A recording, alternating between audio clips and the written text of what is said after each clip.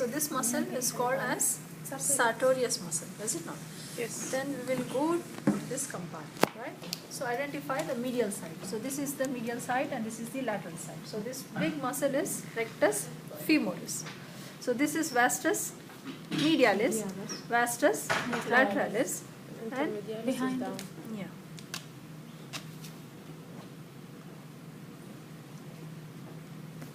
So if we remove this, this will be the intermedius in the center, right? Vastus intermedius, vastus medialis, vastus lateralis, vastus intermedius, rectus femoris. Okay.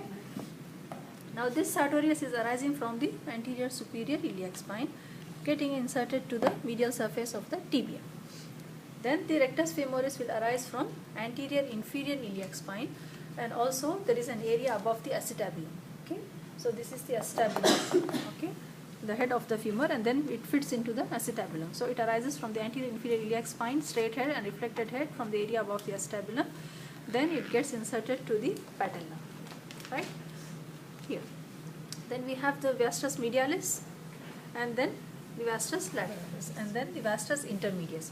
Now vastus intermedius arises from the femur. So if you remember the bone, most of the anterior surface of the femur is giving origin to vastus intermedius, is it not? Then we have vastus medialis from the medial side and vastus lateralis from the lateral side. Where do they go and get inserted? This bone is the patella, is it not?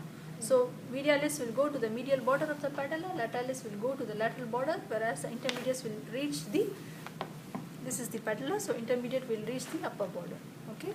And this rectus will reach the base of this patella. So this is the insertion of these muscles.